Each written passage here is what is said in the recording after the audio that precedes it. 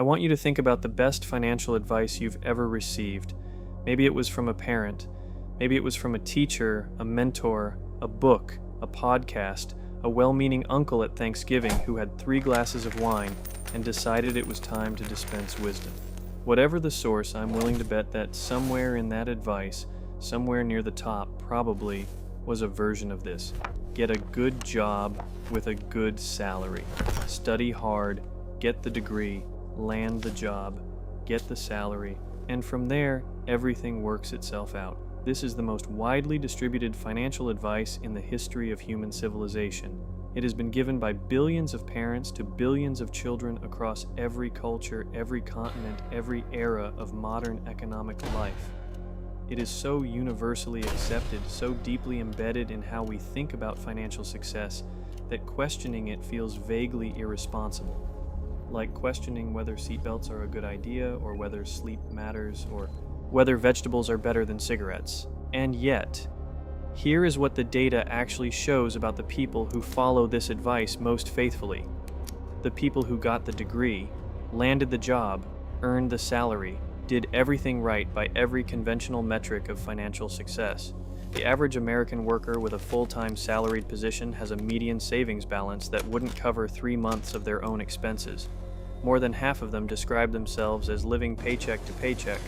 The majority of them will reach retirement age without enough saved to maintain anything close to their current standard of living, and most of them, if you ask them privately, would tell you they feel financially stuck in a way they can't quite explain because they're earning more than they ever have, and they still feel like they're running in place. This is not an accident. This is not a personal failing. This is the system working exactly as designed. Because here's the thing nobody tells you when they hand you that diploma and send you off into the labor market. A salary is not a wealth-building tool. A salary is an income tool. And income, it turns out, is a spectacularly inefficient way to build wealth, especially in a tax system, banking system, and consumer economy that are all specifically engineered to extract as much of that income as possible before it ever has a chance to compound into something meaningful. This video is about why. Why the salary model, the foundational financial strategy of the majority of the working population, structurally limits how much wealth you can build. Why the people who are doing best financially, by every measure, are almost never the ones earning the biggest salaries. Why the relationship between income and wealth is far weaker than most people believe, and what the people who actually build significant financial lives are doing instead, and why it works in ways that a salary simply cannot replicate. We are going to cover the tax math, the time math, the psychological traps, the ceiling problem, the lifestyle inflation spiral, the identity lock-in, the opportunity cost of employment, and the specific mechanical reasons why trading your time for a fixed amount of money is one of the worst deals available in the modern economy, even when the number seems good. And we're going to do all of this without telling you to quit your job tomorrow, because that would be irresponsible advice, and also your rent is due. This isn't a video about burning it all down. It's a video about understanding the game you're actually playing, because you cannot win a game whose rules you don't fully understand. Let's start at the very beginning. Chapter 1. The Illusion of a Good Salary. When the number lies to you. Let's start with a number. Let's say you've done well for yourself. You went to school, you worked hard, you climbed the ladder, and you are now earning $100,000 per year.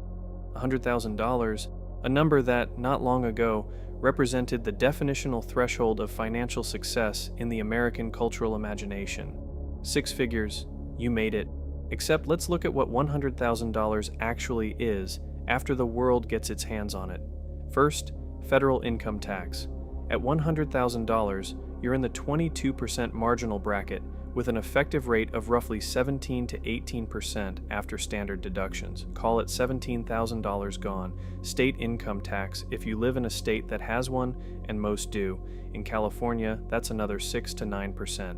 In New York, 4 to 6%. Even in relatively low tax states, you're looking at 3 to 5%. Let's call it 5% on average. Another $5,000. FICA taxes, Social Security and Medicare, come out before you even see the check. That's 7.65% on the employee side, automatically deducted.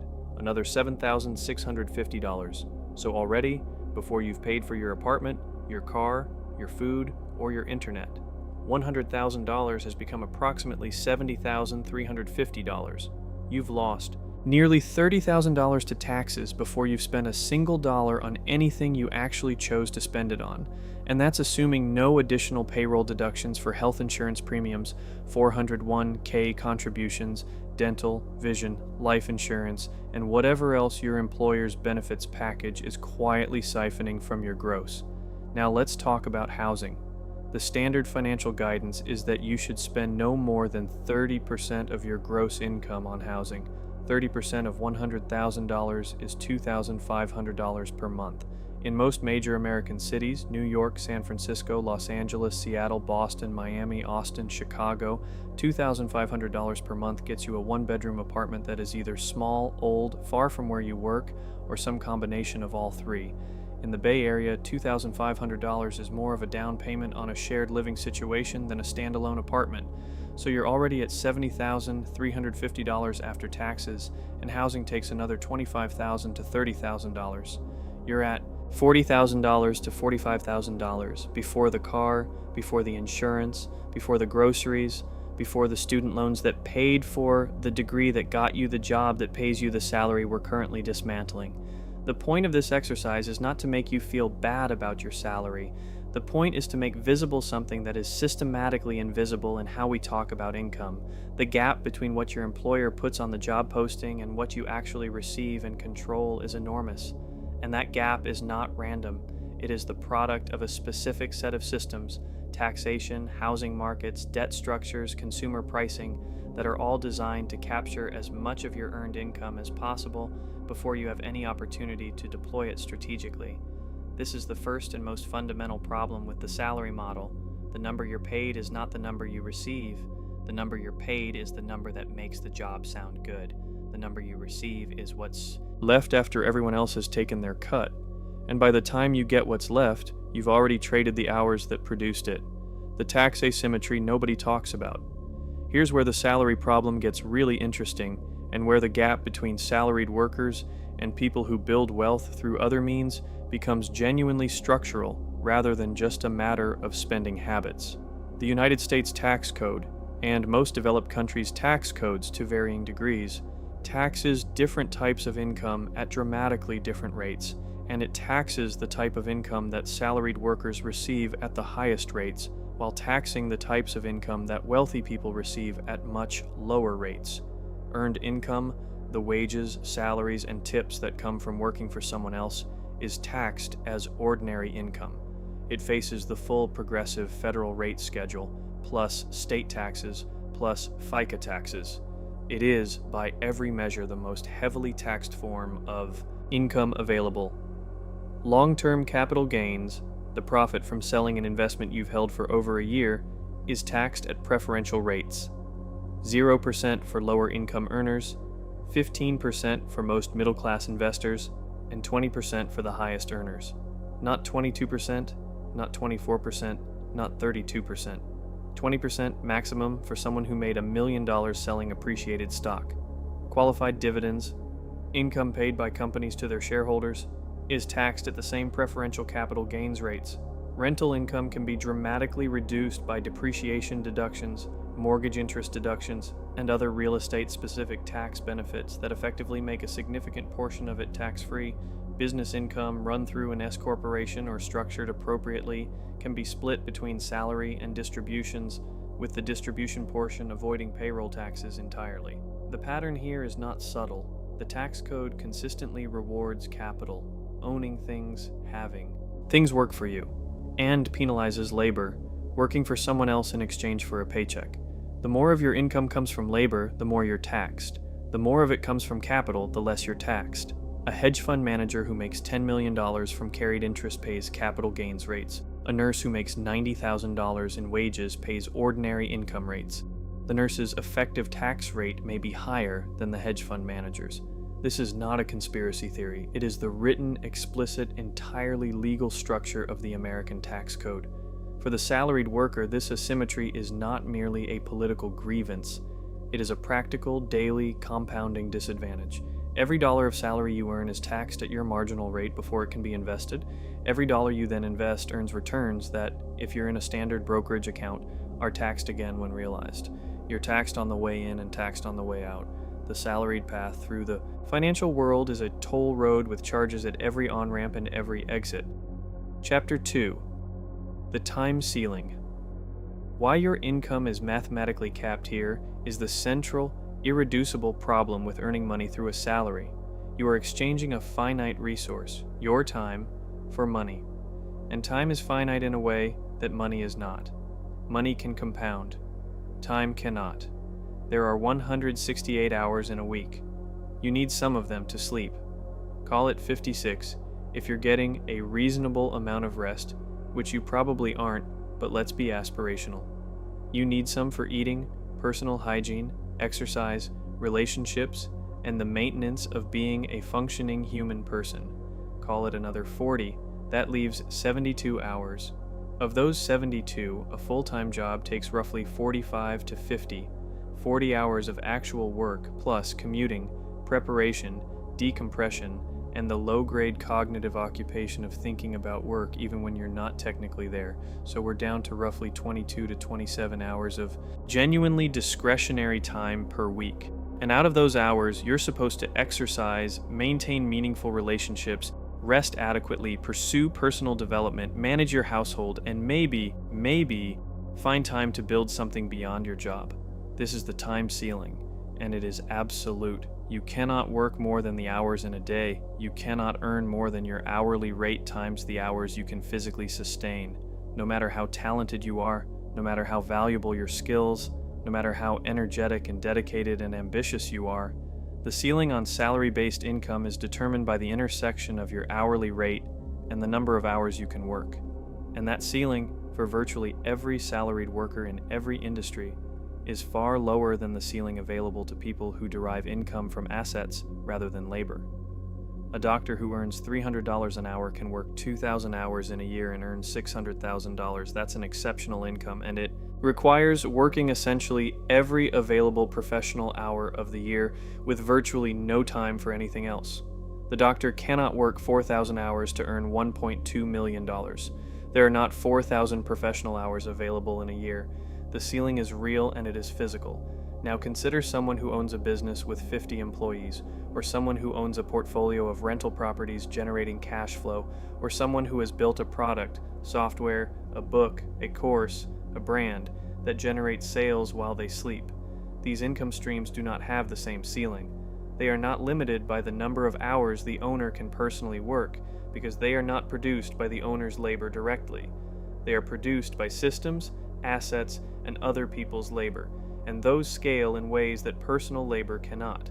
This is the fundamental mathematical distinction between earned income and passive or business income. One is limited by the clock and one is not, and the clock, when you're trading time for money on a salary, is the defining constraint of your financial life. The hourly rate illusion. Here's a calculation most salaried workers have never done, and it's genuinely illuminating when you sit down and actually do it. Take your annual salary. Let's keep using $100,000 for consistency. Now calculate how many hours you actually spend on work-related activity in a year, not just the hours you're physically at your desk or on a job site. All of it. The commute, the time spent mentally recovering from a difficult day, the Sunday evening anxiety about Monday morning, the email you check at 9 p.m. because your manager expects rapid responses, the professional development that's technically optional but really isn't if you want to stay competitive. For most salaried workers, the honest total is considerably more than 40 hours per week. Research suggests that knowledge workers, the people most likely to be earning six-figure salaries, work, when all categories are honestly accounted for, an average of 50 to 60 hours per week in total work-related time commitment. At 55 hours per week, 50 weeks per year, that's 2,750 hours. $100,000 divided by 2,750 hours is $36.36 per hour. Not bad, but also not the comfortable $48 that a 40-hour work week would suggest, and dramatically less once you account for taxes. After the 30% effective total tax burden we described earlier, you're keeping roughly $70,000, or about $25.45 per hour of total time commitment. $25.45 per hour. To do something you didn't choose in a location you didn't choose, for a time commitment you have limited control over, in exchange for a check that arrives every 2 weeks and is gone almost immediately. Now compare that to the economics of the person who built a software tool that 10,000 people pay $20 per month for. That's $200,000 per month, $2.4 million per year. The creator isn't working 2,750 hours to produce it. They worked intensively to build it, and now it runs largely on its own. Their effective hourly rate on the hours they're putting in is essentially uncapped, and their tax situation structured as a business is dramatically more favorable than the salaried workers. The salaried worker and the software creator might be equally talented, equally hardworking, equally intelligent. The only difference is the mechanism by which their work generates money. And that mechanism, salary versus scalable asset, creates differences in outcomes that compound so dramatically over time that they become almost incomprehensible. Chapter 3. The tax calendar. How the system takes from you. First, always let's talk about something called tax withholding, because it is one of the most psychologically ingenious financial mechanisms ever devised, and it is working against the salaried worker in ways that are so normalized they've become invisible. When you earn a salary, your employer withholds your taxes before the money ever touches your hands. The check arrives already diminished. The tax obligation has already been fulfilled. You never had the money. You never made a decision about what to do with it. It was simply gone before you could think about it, plan with it, invest it, or deploy it strategically. This seems like a neutral administrative convenience. It is not. It is a behavioral mechanism that has profound effects on how salaried workers relate to their money and what they're able to do with it. Consider the alternative. Business owners and self-employed people pay estimated quarterly taxes. They receive their full revenue, hold it, and then, 4 times per year, write a check to the IRS. This means that for a significant period of time, they have access to money that salaried workers never touch. They can invest it, even briefly. They can make decisions about it. They feel its weight in their accounts. They have a relationship with the full amount of their earnings before they pay taxes on it. This might seem like a technicality. It is not. Studies in behavioral finance consistently show that the experience of having money, even temporarily, even money you know you'll have to pay back, changes how you think about it. It makes you more likely to seek ways to keep more of it, more likely to understand your tax obligations clearly, more likely to explore legal tax minimization strategies, more likely ultimately to build structures that give you more control over your tax situation. The salaried worker, by contrast, never develops this relationship. Their tax experience is entirely passive. Money goes out before it comes in, and the only active tax interaction most salaried workers have is filing for a refund in April, which they experience as found money, rather than the return of their own over-withheld earnings. The average tax refund in recent years has been approximately $3,000. $3,000 that the government held interest-free throughout the year, while the person who earned it paid interest on their credit card balance or their student loan and couldn't figure out why they always felt short. The benefits trap. There's another dimension of the salary model that functions as a subtle but significant lock-in mechanism: the benefits package. Health insurance, 401k matching, paid time off, disability coverage, life insurance. These are not free. They are part of your total compensation. And in most employment relationships, they come as a bundled package that you can only access by maintaining the employment relationship. This creates a specific form of financial dependency that goes beyond the salary itself. Even if you've saved enough that you could theoretically afford to leave your job, the question of health insurance alone, which can cost $500 to $800 per month for an individual on the open market and $1,200 to $2,000 for a family, creates a significant additional financial hurdle to any career change, any entrepreneurial transition, or any extended break from the workforce. The bundling of financial security with employment is not accidental. It is a structural feature of the American employment system that makes switching costs high, risk tolerance low, and the decision to leave a salaried position feel dramatically more dangerous than it would be in a system where benefits weren't tied to employer relationships. You're not just leaving a paycheck. You're leaving your health insurance, your life insurance, your disability coverage, your employer match on your retirement savings. The total value of a benefits package can easily be $15,000 to $30,000 per year on top of salary, and losing all of it simultaneously creates a financial cliff that makes even unhappy employees reluctant to jump. This is the benefits trap. You've been financially organized around your employment package in ways that make departure feel like financial self-harm, even when the opportunity cost of staying is greater than the cost of leaving. The salary and the benefits have fused into a single financial identity that the salaried worker becomes unable to disentangle and unable to replicate through independent income, even when doing so would be better for them in every way that matters. Chapter 4: Lifestyle Inflation, the invisible tax on every raise.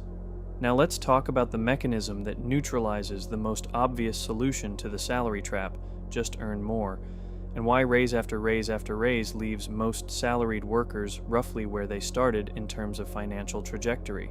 The mechanism has a name: lifestyle inflation, and it is so reliable, so consistent, so thoroughly documented across income levels, cultures, and demographic groups that it might as well be a law of physics. Here's how it works. You earn $60,000, you have a certain life, you eat at certain restaurants, drive a certain car, live in a certain apartment, take certain vacations, wear certain clothes. Your life is calibrated to $60,000, then you get a raise to $75,000. This feels fantastic. It is fantastic. You have $15,000 more per year. That's $1,250 per month. That's your financial problems substantially solved, right? Except you deserve a nicer apartment. You've been in the old one for 3 years, and the kitchen is depressing, and you could probably handle a better car. The current one is getting old, and a slightly newer model is only a bit more per month, and you've been working hard, and you should treat yourself to nicer dinners sometimes, and you can actually afford that gym membership you've been putting off, and new clothes for your new professional level makes sense, right? You're earning more, you should look the part. 12 months later, your $75,000 life costs $75,000. You've captured essentially none of the raise in additional savings. Your lifestyle has expanded to precisely fill the new income, and the $15,000 headroom that appeared has been quietly consumed by a dozen reasonable-seeming upgrades, each individually justifiable and collectively devastating to your financial trajectory. This happens at $75,000. It happens at $100,000. It happens at $150,000. It happens, with remarkable consistency, at virtually every income level, which is why you can find people earning $200,000 per year who feel just as financially tight as they did at $80,000 because their spending scaled with their income, and the gap between what they earn and what they need never meaningfully widened. The research on lifestyle inflation is extensive and sobering. Studies consistently find that increases in income translate into roughly proportional increases in spending for the majority of earners, with only a small percentage of income growth being captured in savings or investment. The savings rate, the percentage of income that actually gets put aside, remains remarkably stable across income levels for most people, because spending is a dynamic target that adjusts upward with income far more readily than it adjusts downward. Why lifestyle inflation is especially brutal on salaried workers. Lifestyle inflation affects everyone who earns income, but it is particularly destructive for salaried workers for a specific reason. Salary increases are episodic, incremental, and tied to employer decisions rather than value creation. When a salaried worker gets a raise, they receive a fixed, predictable, permanent increase to their baseline income. The raise is reliable. The lifestyle upgrade that follows is immediately baked into the monthly budget. The new apartment lease is signed for a year. The car loan is a 5-year commitment. The upgraded gym membership is on autopay. The raise has been converted from a liquid financial opportunity into a set of fixed obligations before the next pay period. Now compare this to the business owner or investor whose income varies around a higher trend. When they have a good quarter, they have money. But the money isn't automatically converted into permanent lifestyle obligations at the same rate because the income isn't reliable enough to base irreversible spending commitments on. This inconsistency, which sounds like a disadvantage, actually functions as a behavioral curb on lifestyle inflation. You can't commit to a 5-year car loan you're not sure you can afford every month, so you keep the modest car, the money stays available, The salaried worker's income is reliable enough that every increase can be immediately committed to permanent expenses, and because lifestyle obligations are stickier on the way down than on the way up, you can't easily move to a cheaper apartment mid-lease, can't easily unwind the car loan, can't easily go back to the lifestyle level of 3 years ago without significant friction. Every lifestyle upgrade is essentially permanent. Raise after raise inflates the lifestyle, and the lifestyle inflation permanently consumes each raise before the next one arrives. This is the treadmill. You run harder, you go faster, you cover more ground in terms of income, and you stay in exactly the same financial place in terms of wealth. Chapter 5. The Identity Lock. When your job becomes who you are here is a dimension of the salary trap that rarely gets discussed in financial content because it doesn't involve spreadsheets or interest rates, but it may be the most powerful mechanism of all because it operates at the level of identity. An identity, once established, is extraordinarily resistant to change. Here's what happens when you've been in a salaried career for a few years. The job isn't just a job anymore, it's a professional identity. It's the answer to, what do you do? It's your LinkedIn headline. It's a significant part of how your social network knows you, what your family talks about at holidays. What gives you social status in your peer group? It's the source of the business cards you hand out, the email address you check, the title that appears above your name in your company's org chart. This identity formation is not trivial. It is the natural and healthy result of spending 50 hours per week, more than any other activity in your life, in a particular professional context. Your career becomes part of who you are, and that is fine, that is human, that is normal, until it starts to function as a cage. Because when your career is your identity, leaving the career, or dramatically restructuring it, or taking a risk on something new, or stepping off the ladder for any reason, is not just a financial decision, it is an identity crisis. If I'm not a marketing director at a mid-sized software company, who am I? If I don't have the title, the org chart position, the business card, the professional affiliation, what do I tell people at parties? What do I put on LinkedIn? What am I? These questions are not trivial. They are psychologically real, and they exert enormous pressure on career decisions that should, in theory, be made on financial and personal grounds. But because the identity investment in the career is so deep, financial calculations are often overridden by identity preservation instincts. People stay in jobs that are financially limiting, professionally unfulfilling, and strategically dead-end, not because they can't see the problem, but because leaving would require dismantling an identity they've spent years constructing. This is the identity lock, and it is one of the most reliable mechanisms keeping salaried workers in positions that cap their financial potential. Because as long as leaving the salary requires also abandoning the identity, the psychological cost of departure is artificially inflated to the point where even people who intellectually know they should move don't. The status game and its financial cost. Closely related to the identity lock is the status dimension of salaried careers, the way that job titles, company prestige, and professional affiliation function as social currency in ways that create enormous spending pressure. When your identity is your job, your lifestyle becomes, in part, a representation of your professional status. You need to live in the right neighborhood, drive the right car, wear the right clothes, vacation in the right places. Not out of pure personal preference, but because these external signals are the way your professional status is communicated to the world you move through. This is the social pressure version of keeping up with the Joneses, except the Joneses are your colleagues, your professional network, your clients, your boss, the specific people whose opinion of your status directly affects your career outcomes.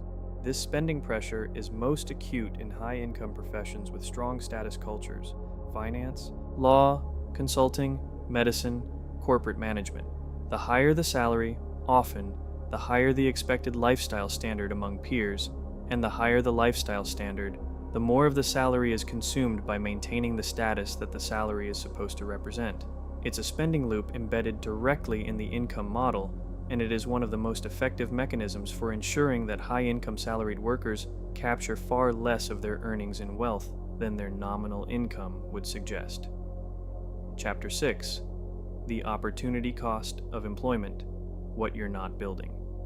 Here's the most invisible cost of the salary model: the one that never shows up on any statement, never gets reported to the IRS, never appears in your monthly budget, and yet may represent the largest financial cost of your entire career. The opportunity cost. When you're working 50 hours per week for an employer, those 50 hours are not available for anything else. They're not available for building your own business, for developing and monetizing your own skills, for managing your own investments, for building systems and assets that could generate income independently of your labor.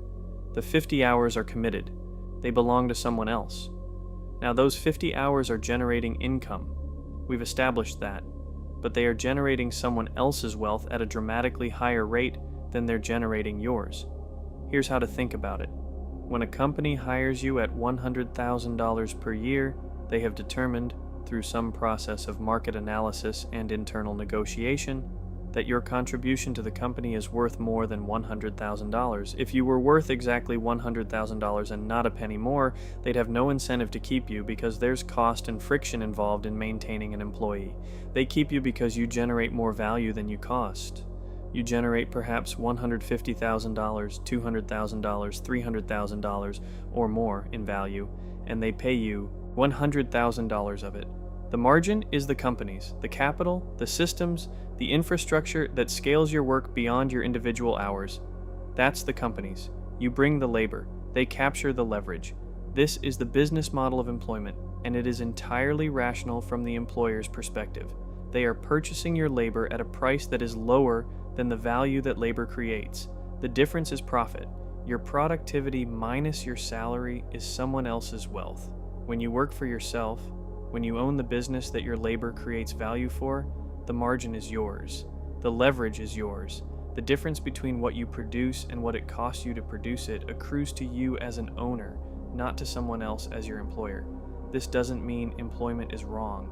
Employment provides stability, benefits, a floor on income variability, social structure, and a training ground for skills. These are real and valuable things, but it means that employment as a long-term primary wealth-building strategy is structurally compromised by the fact that it requires you to give away the margin, the difference between the value you create and the amount you're paid, to someone else, forever, for as long as you're employed. The opportunity cost of that margin, compounded over a 30-year career, is the number that most people never calculate because it's invisible. It's not money you lost, it's money you never received. It's the wealth that was built on your labor that went to shareholders, business owners, and investors rather than to you, the skills you're building for someone else. Here's a specific and particularly painful form of opportunity cost that deserves its own attention: the development of skills and expertise that primarily benefit your employer rather than you. When you work at a company for years, you develop deep knowledge of that company's systems, culture, clients, processes, and competitive position. You become, over time, extraordinarily valuable to that company specifically. Your knowledge is specialized in ways that make you irreplaceable in your current context and less easily transferable to others. This is fine if you plan to stay forever, but if you ever want to leave, to start something, to go independent, to use your skills in a context where you capture the full value, you often discover that the most valuable thing you've learned is how this particular company works, and that knowledge isn't yours to take. The client relationships are the company's, the systems are the company's, the brand equity is the company's. You leave with your raw skills, your general experience, and whatever you can legitimately carry in your head. Meanwhile, the person who has been building their own business for the same period has been developing skills that are entirely theirs. The client relationships are theirs. The systems are theirs. The brand equity is theirs. Every year of work has been an investment in their own asset, not in someone else's. The skills a business owner develops, sales, marketing, financial management, operations, hiring, strategic thinking, client relationship management, also tend to be more broadly valuable and more transferable than the specialized corporate knowledge that accretes in an employment context. And crucially, the business owner has been practicing these skills in a context where the consequences are real and personal, which is far more developmentally powerful than practicing them where the consequences accrue primarily to someone else. Chapter 7. The Rays Mythology. Why waiting for someone else to determine your worth is a losing game. Let's talk about raises. Specifically, let's talk about the mythology around raises and why the raise-based income growth model is one of the most constraining features of the salary system. In a salaried career, your income grows through raises. Raises happen on someone else's timeline, according to someone else's criteria, limited by someone else's budget, constrained by the compensation bands that HR has established for your role, benchmarked against what the market supposedly pays for your title, a market that your employer will consistently argue is lower than you think it is. The average annual raise for a salaried employee in the United States, in normal economic conditions, is approximately 3 to 4%. In real terms, after adjusting for inflation, that's roughly flat. You are not gaining ground. You are staying where you are, measured against the cost of everything you need to buy, while working the same hours and accumulating roughly the same percentage of your income in savings.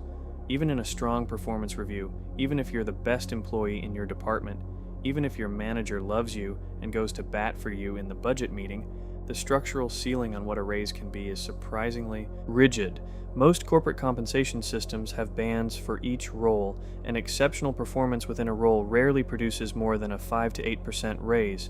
To get a genuinely significant income jump in a salaried career typically requires either a promotion to a new title or switching employers entirely, neither of which is fully within your control or available on demand. Switching employers is, ironically, the most reliable way to increase salaried income significantly. Studies consistently show that people who switch jobs earn 10 to 20% more than those who stay, which creates a perverse incentive structure where loyalty to an employer is financially punished, and the people who build the deepest institutional knowledge and deliver the most consistent value over time are the ones most likely to be underpaid relative to their market value. This is the raise mythology. The idea that staying, performing well, earning the trust of your employer, and waiting for the system to reward you appropriately will result in income growth that meaningfully improves your financial life. The data suggests otherwise. The data suggests that the system will give you approximately the cost of living increase, occasionally a bit more, and will structurally limit your income growth to a pace that keeps you valuable enough to retain, but never wealthy enough to be indifferent to your paycheck. The negotiation game and its limits. There is, to be fair, a body of evidence suggesting that aggressive salary negotiation can significantly improve outcomes for individual earners. People who negotiate starting salaries earn meaningfully more over their careers than people who don't, because every subsequent raise is percentage-based off the starting number. Negotiating assertively is genuinely good advice and genuinely effective, but negotiation has limits. You can negotiate a better starting salary. You can negotiate a counteroffer. You can negotiate at a new job. What you cannot negotiate is the fundamental structure of the salaried income model. The ceiling, the tax treatment, the time constraint, the benefits dependency, the margin capture. You can play the game better, but you cannot change the rules of the game through negotiation. And the rules, as we've established, are not favorable to the salaried worker who is trying to build significant wealth. The most aggressive, most strategic, most assertive salary negotiators in the world, the ones who squeeze every dollar of market value out of their employment relationship, are still constrained by hours, by tax rates, by lifestyle inflation, and by the fundamental mathematics of exchanging time for money. They play a better version of a limited game. The people who change their outcomes most dramatically are the ones who eventually change the game itself. Chapter 8. The Golden Handcuffs. When comfort becomes a trap. There's a term that gets thrown around in corporate circles with a mixture of pride and resignation. Golden handcuffs. It refers to the compensation structures, the vesting stock options, the deferred bonuses, the pension benefits, the accumulated vacation days, the seniority perks, that make leaving a job financially painful even when staying is professionally or personally unfulfilling. The term was invented by HR departments, which tells you everything you need to know about whose interests it serves. Here's how golden handcuffs typically work. You join a company, part of your compensation package includes stock options or restricted stock units that vest over 4 years, the classic cliff vest structure where you get nothing if you leave before year 1, 25% at year 1, and the rest gradually through year 4. You're also accumulating pension credits or matched 401k contributions that have their own vesting schedule. Your vacation accrual is tied to tenure. Your health insurance, which your family depends on, comes through your employer. And every year you stay, the accumulated unvested benefits grow larger, which means the financial cost of leaving grows larger with them. By year 3, you're looking at a vesting schedule showing $40,000 in unvested stock that you'd forfeit if you left today. By year 5, maybe it's $80,000. By year 7, the number is large enough that leaving feels financially irrational, regardless of how you feel about the job, the company, the industry, or the direction your professional life is taking. This is entirely by design. The vesting schedule, the deferred compensation, the tenure-based perks, these are mechanisms that convert your future freedom into present obligation. Every year you stay, you're not just earning your salary, you're borrowing against your freedom, taking on an obligation to the company that makes departure progressively more costly. And because the financial system rewards long tenure, the unvested stock, the pension credits, the seniority, and punishes departure, you gradually find yourself staying not because you want to, but because leaving costs too much. The golden handcuff trap is particularly insidious because it masquerades as wealth building. You look at the unvested stock and you see assets. You look at the accumulated pension credits and you see retirement security. You look at the total compensation package and you see evidence that you're doing well financially. What you don't see is the opportunity cost of the years you're committing to staying. The businesses you're not building, the investments you're not making, the skills you're not developing in your own service, the compounding wealth that's not accumulating because your most productive hours are pledged to an employer rather than to yourself. The just 2 more years psychology. The golden handcuffs generate a specific cognitive pattern that behavioral economists call the sunk cost fallacy applied forward in time. Not, I've already invested so much, I should stay. But if I just stay 2 more years, I'll have the full vest, and then I'll be free to leave. The problem is that 2 more years of unvested compensation is always available. By the time you've completed the current vesting cycle, you've probably started another one.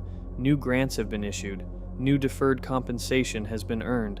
The 2-year horizon stays perpetually 2 years away because the company is always refreshing the handcuffs with new compensation structures that reset the clock. People spend entire careers in this just 2 more years loop, perpetually on the verge of financial freedom, perpetually held in place by the next set of unvested benefits.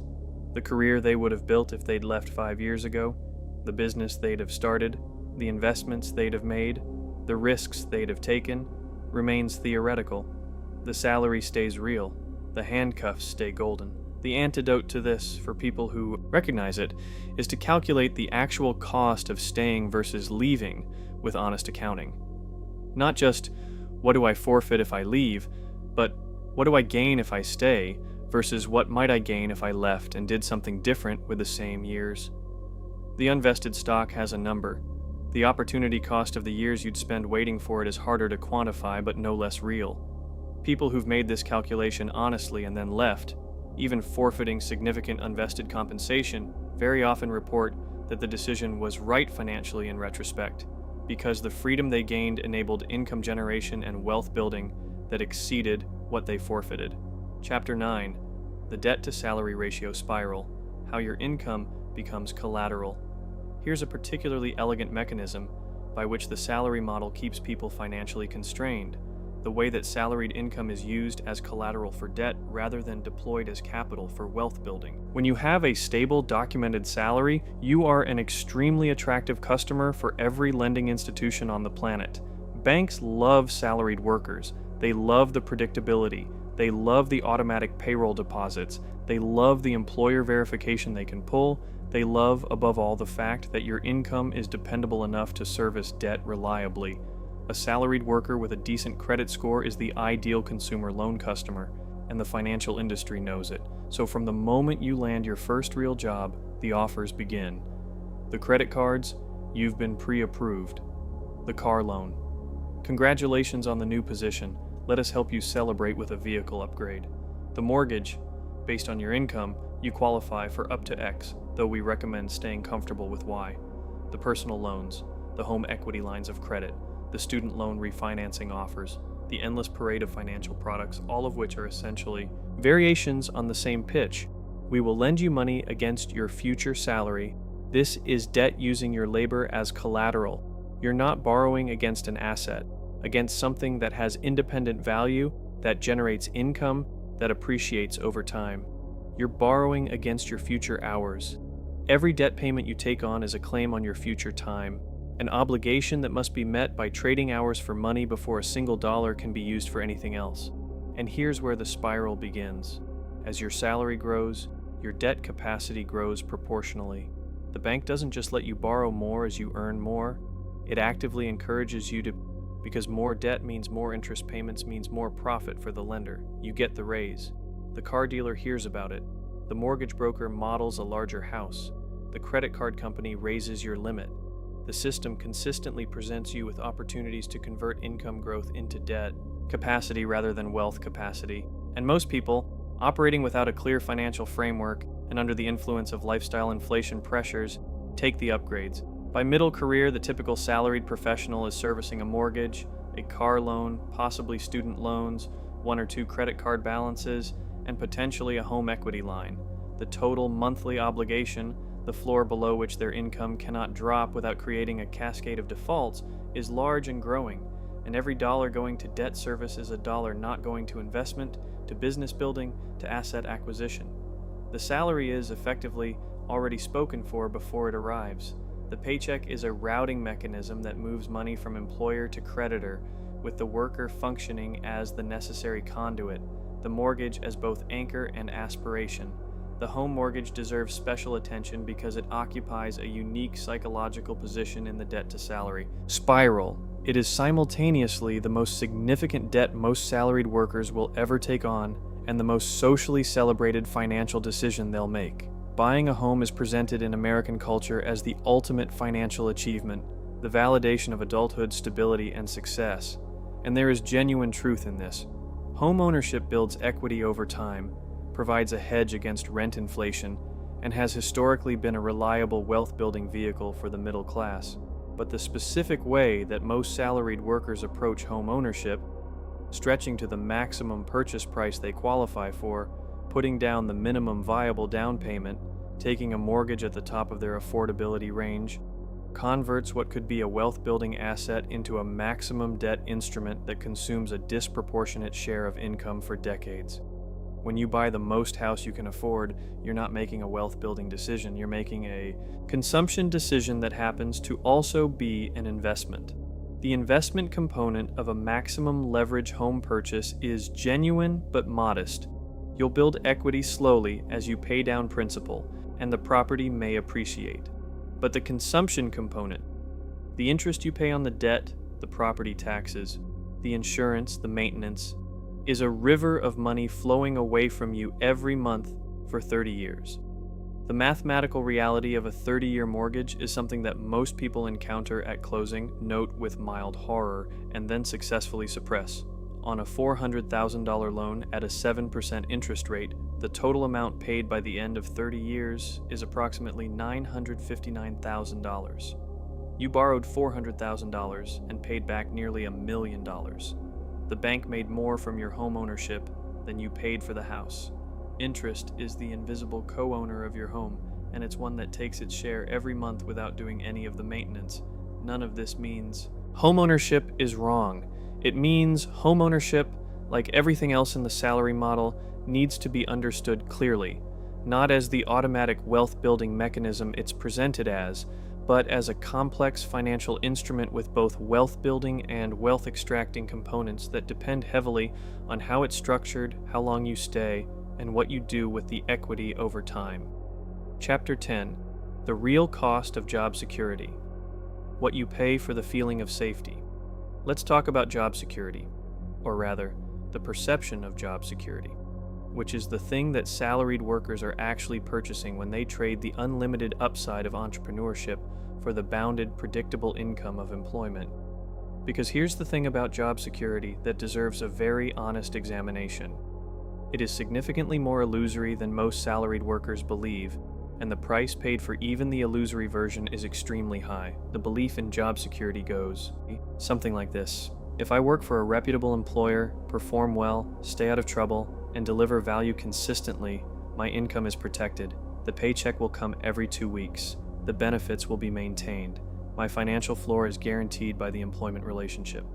This belief is understandable. It is also incorrect in a very specific and increasingly important way.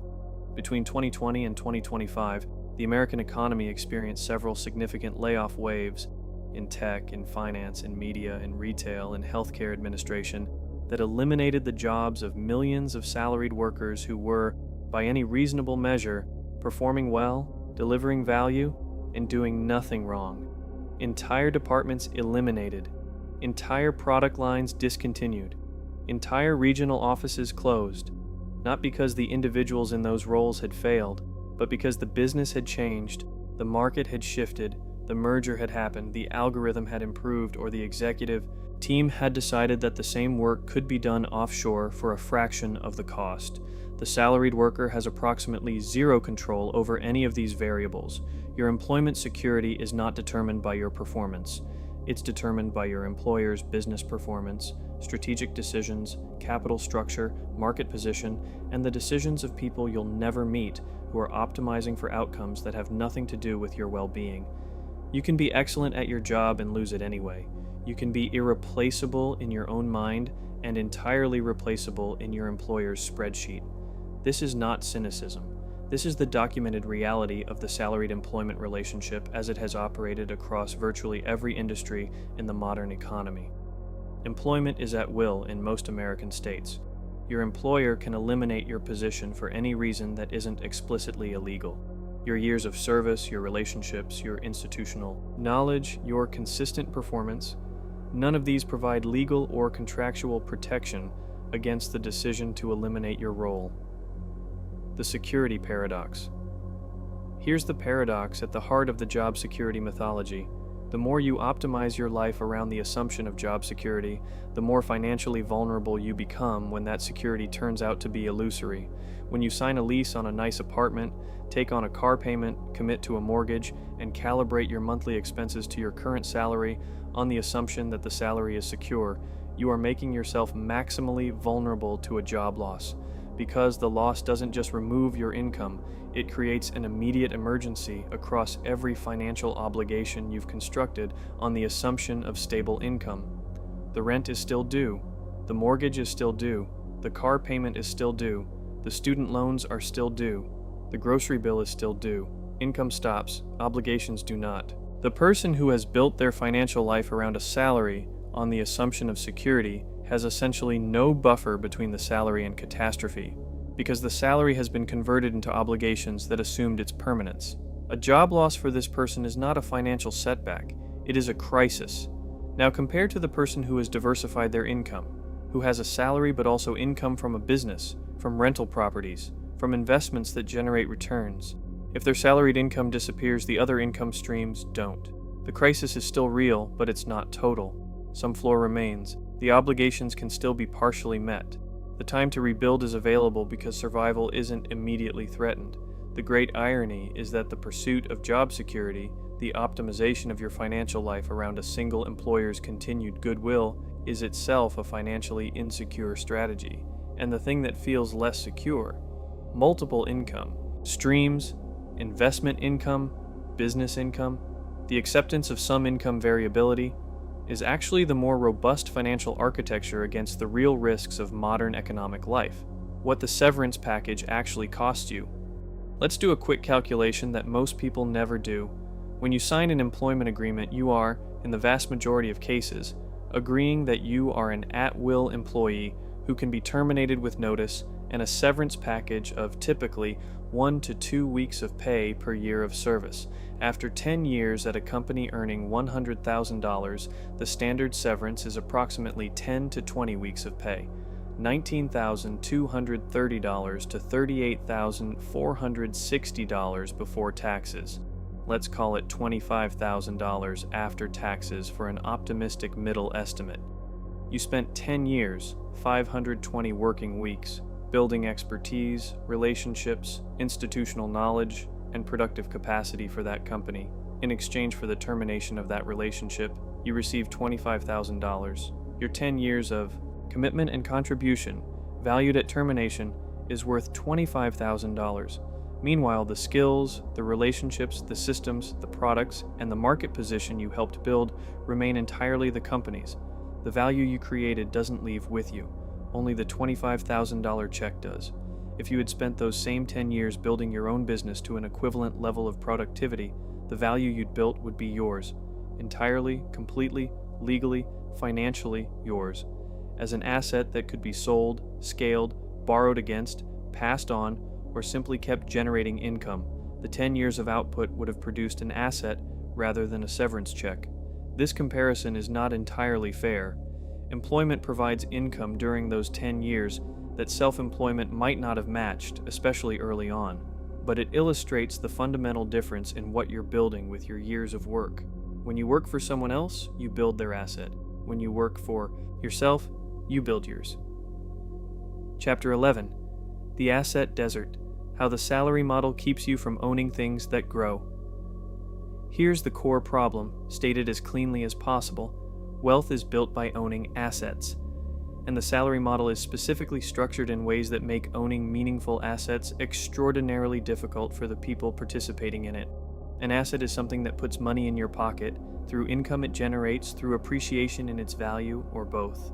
Stocks, real estate, businesses, intellectual property, these are the things that make wealthy people wealthy, not primarily their income, but the assets their income enabled them to acquire and that now generate returns independently of their labor. The reason wealthy people keep getting wealthier, at rates that seem almost magical to people watching from the outside, is not primarily because they work harder or earn more. It's because they own assets that compound. Each year, the assets are worth more than the year before. Each year, the assets generate income that can be reinvested to acquire more assets. The process is self-reinforcing and, given enough time, creates outcomes that dwarf anything achievable through earned income alone. For the salaried worker trying to participate in this asset economy, the structural obstacles are significant. First, time. Building any meaningful investment portfolio requires time that the salaried worker is largely committed to employer obligations. Managing rental properties takes time. Running a side business takes time. Researching investments takes time. The 50 hours per week already claimed by employment leaves, as we've established, very little for asset development. Second, capital.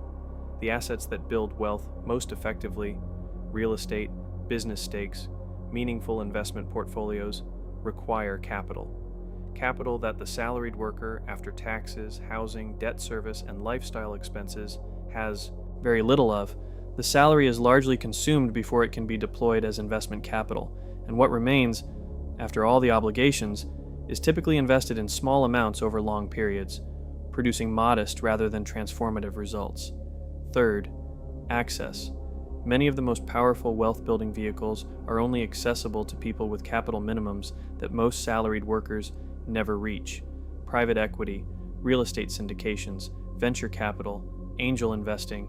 The investments with the highest returns often have the highest entry requirements, legally, practically, or both.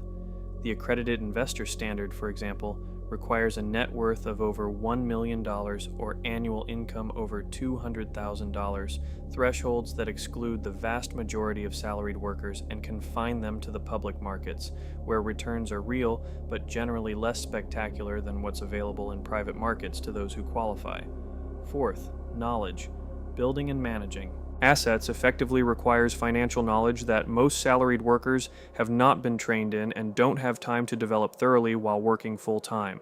The person who spends their professional life developing deep expertise in their field, medicine, law, engineering, management, is not simultaneously developing deep expertise in real estate investment, tax-efficient wealth management, business acquisition, or portfolio optimization. The opportunity cost of professional specialization is financial generalism, and financial generalism tends to produce financial mediocrity. The 401k Consolation Prize. The primary asset building vehicle available to most salaried workers is the 401k. the defined contribution retirement account that replaced pensions as the primary retirement saving mechanism over the past 40 years. And the 401k is genuinely a useful tool. The tax advantages are real. The employer match, when available, is free money, and the long-term compounding of diversified investments in these accounts has created meaningful retirement wealth for some portion of the salaried population. But the 401k, for all its genuine value, is not an asset in the same sense as a business or a real estate portfolio. You cannot borrow against it at favorable rates. You cannot generate spendable income from it until retirement age without penalties. You cannot use it as collateral. You cannot improve its return through active management without significant expertise. You are largely passive with respect to it, contributing money, selecting from a menu of fund options, and waiting. More importantly, the 401k contribution limits, $23,500 per year for 2025 or $31,000 for those over 50, cap how much tax-advantaged retirement savings a salaried worker can contribute. For someone earning $100,000, maxing out the 401k means saving 23.5% of gross income in retirement accounts, an admirable but extremely difficult target when housing, debt service, and living expenses consume the majority of take-home pay. The people who build serious wealth do so primarily through assets that are not constrained by contribution limits, not locked up until retirement age, and not limited to passive investment in publicly available funds. They build businesses, buy properties, make equity investments, and create intellectual property. These activities produce assets that grow without limits, generate income without restrictions, and compound in ways that the 401k, for all its merits, simply cannot match. Chapter 12. The Paycheck Psychology. How getting paid monthly rewires your brain. Here's something that doesn't get discussed nearly enough in financial education: the specific psychological effects of receiving a salary on a regular, predictable schedule, and how those effects shape financial behavior in ways that are deeply counterproductive to wealth building. When you receive a paycheck on a predictable schedule, every 2 weeks, every month, reliably and consistently, your brain does something very natural and very problematic. It organizes your financial life around that cycle. The paycheck becomes the heartbeat of your financial existence. Everything is calibrated to arrive and depart in sync with it. Rent is due at the first of the month.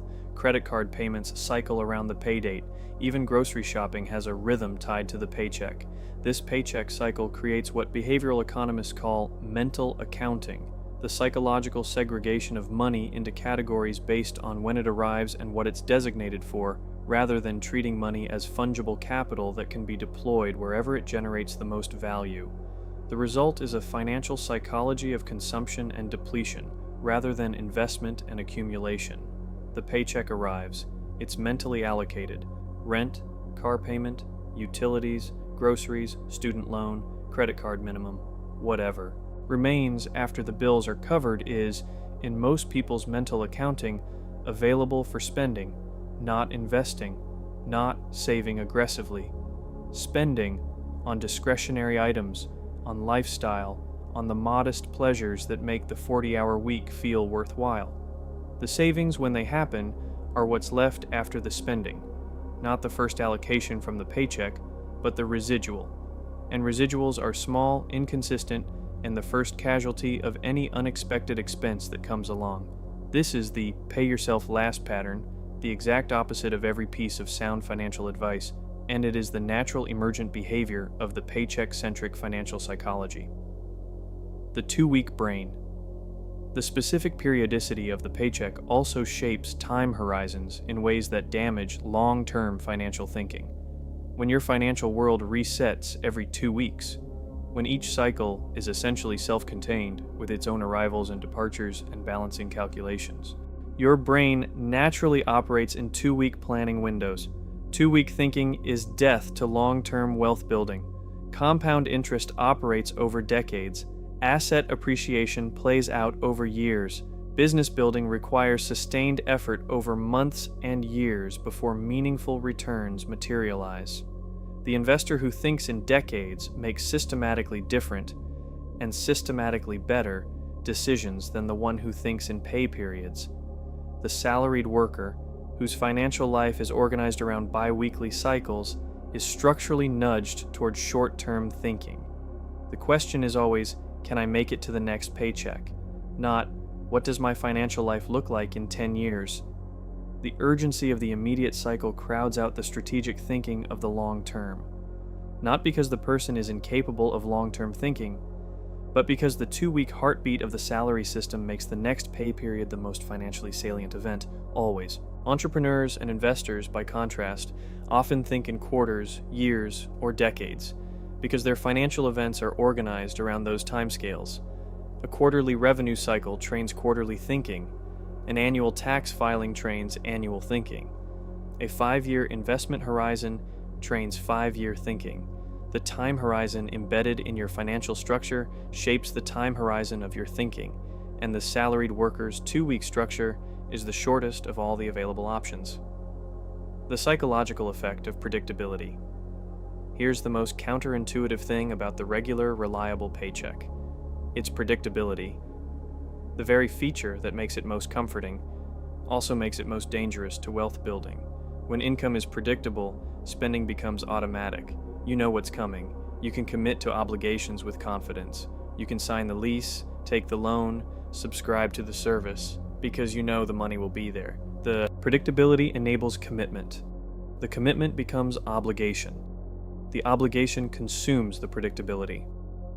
Round and round. People with variable income, freelancers, entrepreneurs, investors, live with income uncertainty that is uncomfortable and stressful. But that discomfort has a behavioral consequence that turns out to be wealth favorable. It discourages overcommitment. It makes you hesitant to sign the expensive lease when you're not sure what next month looks like. It keeps overhead lean. It maintains optionality. It forces financial conservatism that, paradoxically, often results in higher net wealth over time than the overcommitted lifestyle of the predictable income worker. The person who earns $150,000 in a variable business income and is nervous enough about next month to keep their fixed expenses at $60,000 saves $90,000 in a good year. The person who earns $100,000 in reliable salary and is comfortable enough about next month to commit to $95,000 in annual obligations saves $5,000. The business owner is uncomfortable and saving 60% of income. The salaried worker is comfortable and saving 5%. The discomfort is doing financial work. Chapter 13, The Promotion Trap, Climbing the Ladder That Leads Nowhere. New. Let's talk about the career ladder. Specifically, let's talk about the promotion system, the mechanism by which salaried workers advance, earn more, and accumulate status within their organizations. Because the promotion system, examined carefully, reveals itself to be one of the most effective structures ever created for ensuring that talented people remain productive for someone else rather than for themselves. Here's how the promotion system works. You start in an entry-level role. You perform well. You get promoted. The promotion comes with more responsibility, more pay, and more status. You perform well in the new role. You get promoted again. This repeats. Each step up the ladder is a validation of your competence, a reward for your performance, and an incentive to continue performing. It is also, at each step, a deepening of your commitment to the organization. Your salary is higher. Your lifestyle has expanded to match it. Your identity is more tightly bound to your title. Your financial obligations are larger. Your network is more embedded in the organization. Your specialized knowledge is more specific to this company's systems and culture. Every promotion makes departure more costly, more psychologically difficult, and more practically complicated. The promotion ladder is not just a compensation structure. It is a retention mechanism, and it is extraordinarily effective at what it does, which is converting the most talented, most ambitious, most capable people in an organization into deeply embedded, highly compensated, effectively captive employees whose departure would be personally difficult and financially painful. The people who are good enough to be promoted consistently are, almost by definition, the people with the talent, discipline, and ambition to build something significant on their own. And the promotion system captures them, rewards them enough to stay, and directs their extraordinary capabilities toward building someone else's organization rather than their own. The management trap, getting promoted into the wrong job. Here's a specific and painful variant of the promotion trap, the management escalator. In most corporate structures, the primary path to income growth after a certain level is management. You become a manager, then a director, then a VP, then a C-suite executive. Each step brings a higher salary and broader organizational responsibility, but management is a fundamentally different skill set from the technical, creative, or analytical work that got you promoted in the first place. You may be an extraordinary engineer, teacher, writer, salesperson, designer, and a mediocre manager. Or you may simply hate management and be entirely unsuited to it temperamentally. The promotion system does not care. The path to the higher salary runs through management. If you want more money, you manage people. The result is that organizations routinely promote people out of the roles they're excellent at and into roles they're mediocre or miserable in. And both the individual and the organization lose. The individual gives up doing the work they love and are best at in exchange for a higher salary and a worse experience of their workday. The organization loses a great practitioner and gains a mediocre manager, and the individual, now earning too much to accept a lateral demotion back to the individual contributor role they thrived in, is trapped in management, doing work they don't enjoy at a salary they can't afford to lose, with a title they've built their professional identity around. This is the management trap, and it claims thousands of capable, talented people every year who climbed the ladder to a rung that was wrong for them and then couldn't afford, financially or psychologically, to climb back down. Chapter 14. The Side Hustle Band-Aid. Why most alternatives to the salary model don't actually fix the problem. By now, if you've been paying attention, you're probably thinking, okay, the salary has all these problems. The obvious solution is to build something on the side. A business, an investment portfolio, a side hustle that generates income beyond the day job, and you'd be right. But before we get to the actually transformative alternatives, let's talk about why the most common response to the salary trap, the side hustle, often fails to fix the underlying problem and sometimes makes it worse. The side hustle industrial complex, the constellation of YouTube channels, podcasts, courses, and influencers devoted to the idea that you can fix your financial life by spending your evenings and weekends on a second income stream, has created a cultural phenomenon that is genuinely mixed in its outcomes. Here's the thing about side hustles. They are, in structure, often just another version of the same problem they're supposed to solve.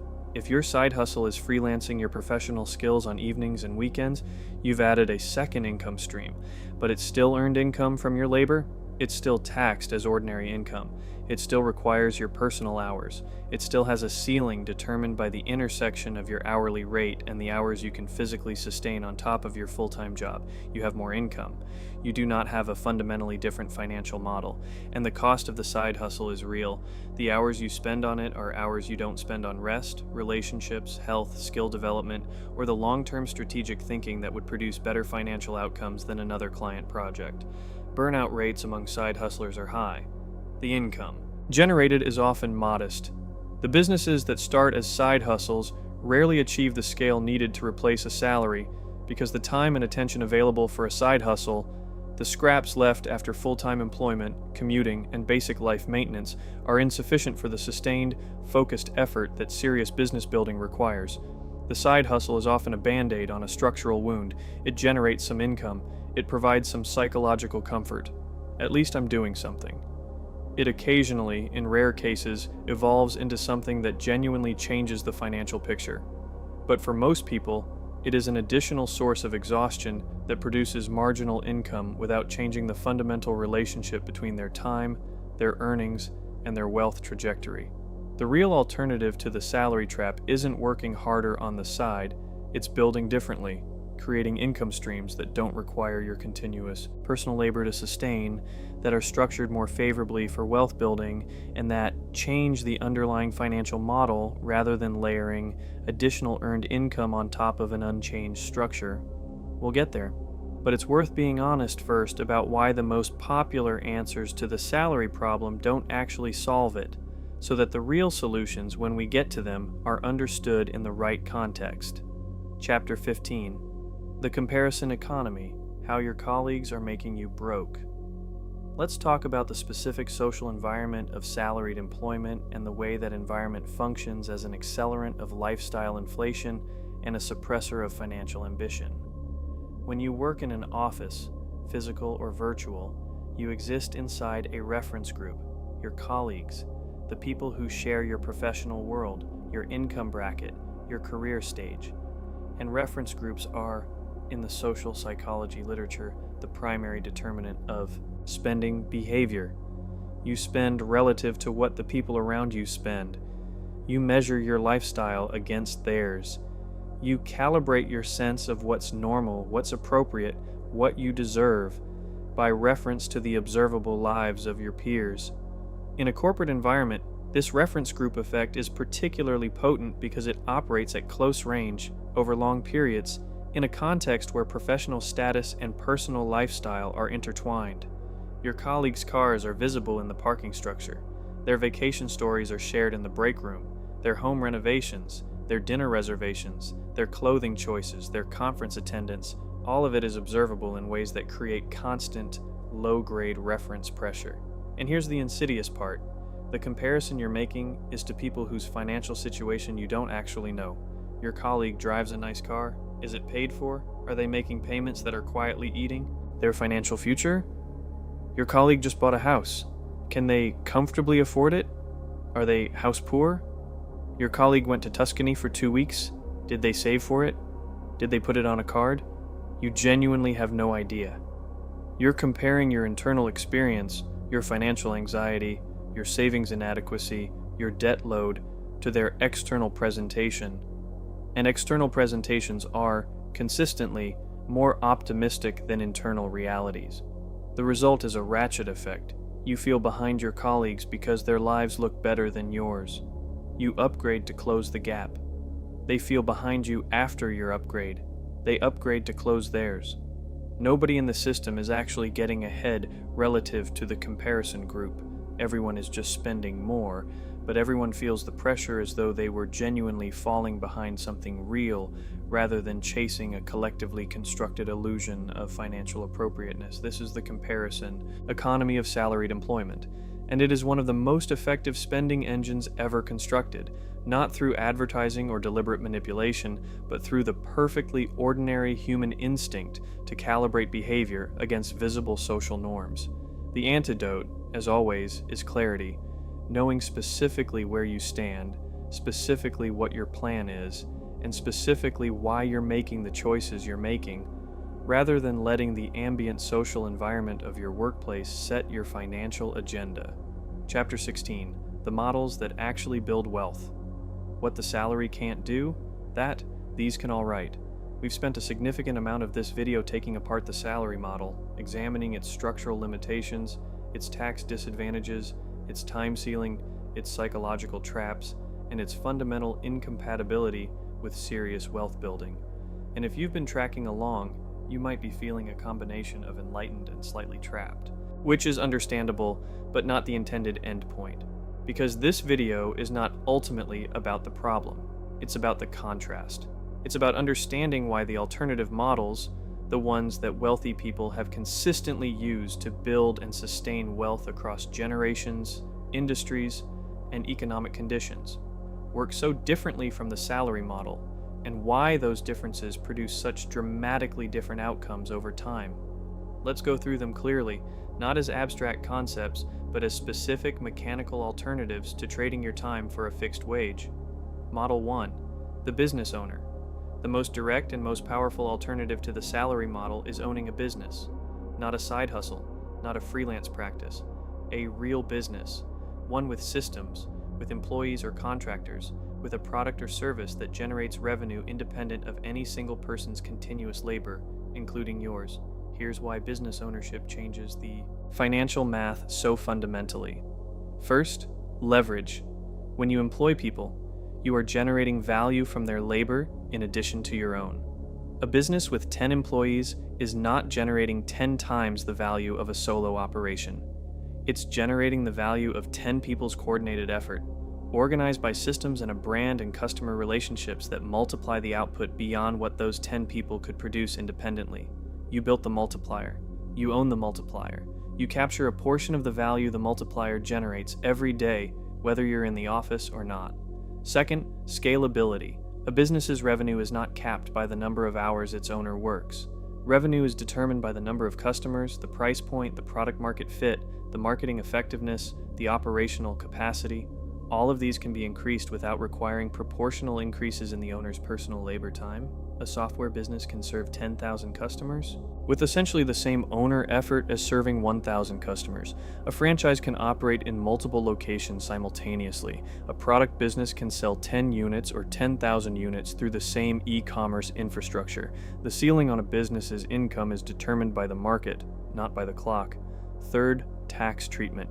A business owner has access to a fundamentally different tax landscape than a salaried employee.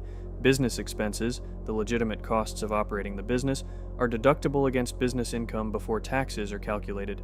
Home office, vehicle use, equipment, professional development, business travel, retirement contributions through a SEPIRA or solo 401k that have much higher contribution limits than an employee 401k. Health insurance premiums. The business owner's taxable income is the revenue minus all legitimate expenses, which can be dramatically lower than the revenue itself. The salaried worker's taxable income is the odd salary, full stop, with a handful of deductions that pale in comparison. Fourth, asset creation. Every year a business operates successfully, it is building an asset, a going concern with customer relationships, brand equity, operational systems, and demonstrated revenue that has value beyond its annual income. A business generating $200,000 per year in profit might be worth $600,000 to $1 million or more if sold, depending on the industry and growth trajectory. The salaried worker generating $200,000 per year in income has no comparable asset. Their income produces consumption and savings. The business owner's income produces consumption, savings, and an appreciating asset that can eventually be monetized through sale. This is perhaps the most important distinction of all. The business is an asset that accumulates value. The salary is an income stream that produces nothing beyond the payments themselves, everything else being equal. Same hours, same talent, same discipline. The business owner is building something that can be sold, borrowed against, passed on, or used to generate income beyond their working years. The salaried worker is building nothing except their savings account. Model 2. Real estate investment. Real estate is the wealth-building vehicle that has created more millionaires among ordinary people than any other asset class in American history. Not because real estate is easy or risk-free or glamorous. It is none of those things. But because it combines the three most powerful forces in wealth building in a single vehicle: leverage, cash flow, and appreciation. Let's be specific about how each of these works and why they're so much more powerful than the salary model. Leverage in real estate means that you control a much larger asset than the capital you personally invest. A $30,000 down payment on a $150,000 property gives you control of a $150,000 asset. If that property appreciates 5% in a year, it gains $7,500 in value. A 25% return on your $30,000 investment. The bank's money worked for you. This is impossible in the salary model. You cannot leverage your salary. You earn what you earn on your capital only. Cash flow means the property generates monthly income, rent, that exceeds the monthly costs of owning it, mortgage payment, taxes, insurance, maintenance, property management. When the math works, the property pays for itself and then some, month after month, without requiring your continuous labor. The tenant is, in effect, buying the property for you while you retain ownership and the equity it builds. Appreciation means that well-selected real estate tends to increase in value over time, not reliably every year, not in every market, not without volatility. But over long periods, in most American markets, real property has appreciated. And because you own it with leverage, that appreciation is multiplied on your actual capital invested. The tax advantages of real estate investment, as we touched on earlier, are extraordinary. Depreciation deductions shelter a significant portion of rental income from taxation. Mortgage interest is deductible. Property management costs, maintenance, travel to the property, professional services, all deductible. And the 1031 exchange allows you to sell an appreciated property and defer all capital gains taxes indefinitely by rolling the proceeds into a new property. The IRS has, through the tax code, essentially built a wealth-building subsidy for real estate investors that has no equivalent in the world of salaried employment. None of this means real estate investing is without risk or without work. Bad tenants, vacancy periods, unexpected maintenance, market downturns, over-leverage, these are real risks with real consequences. But real estate investing, done with appropriate due diligence and conservative financing, is one of the most reliable paths from a salaried financial life to a genuinely different financial future, and it is accessible, with planning and discipline, to people who are currently salaried workers. Model 3. Building scalable income assets. This is the category that the internet has made more accessible than at any point in human history, and it encompasses a broad range of specific vehicles: digital products, online courses, books, software, YouTube channels, newsletters, podcasts with monetization, licensing arrangements, intellectual property of all kinds. What all of these have in common is that they are created once through an intensive period of focused effort and then generate income repeatedly, potentially indefinitely, without requiring continuous equivalent effort to sustain.